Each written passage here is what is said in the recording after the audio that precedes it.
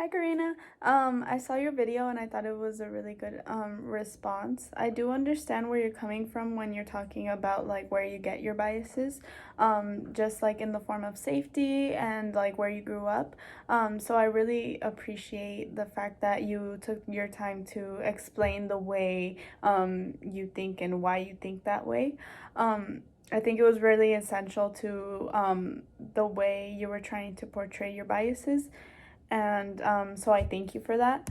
I also agree with you in the form of safety, just because yes, we were raised with certain biases, but like some of them were because of our safety, and I included this is in my response, just because like yes, you can have biases, but first acknowledging them and making sure that you know that you have these and trying to change them is the important part. So of course, always the first step in trying to get rid of your biases are acknowledging them. And I do see that, like in the place where you grew up, um, these biases were important to you to keep you safe. Um, Moving forward, I wanted to relate that back to me, just because I did resonate with you. Um, because when I talk about living in a place where there was a lot of people of color, but more of the um, like Latinx community. There was more people of color from there, like wherever they came from. Like the valley is very diverse already. So I have been exposed to a lot of people of color, but I did see where your biases came from. Um, my community, it wasn't really dangerous in that aspect, but I did have to be very careful where I was walking. Um, in addition, I wanted to add on to the points that you pointed out in the video, which I think were really important. So, first, like recognizing your biases and like acknowledging them.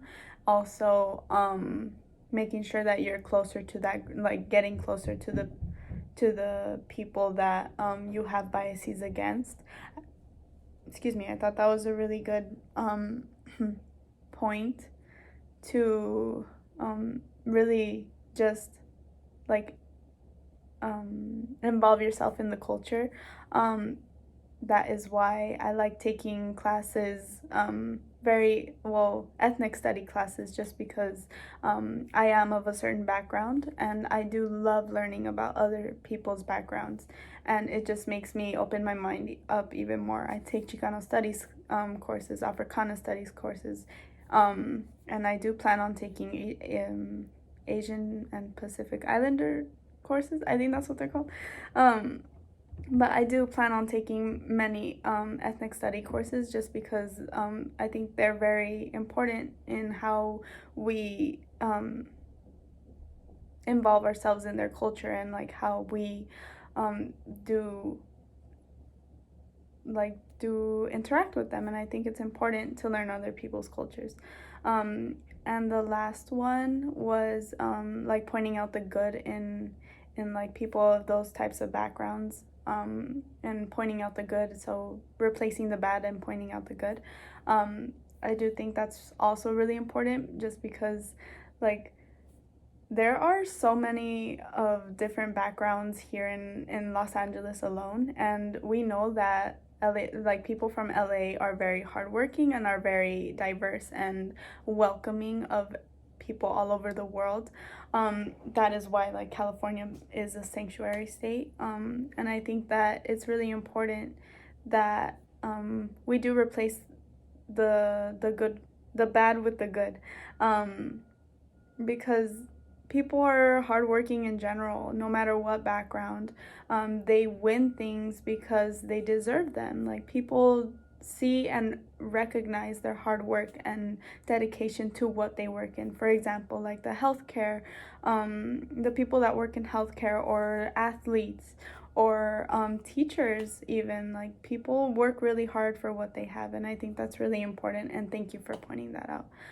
Thank you for your response, and have a good day. Bye.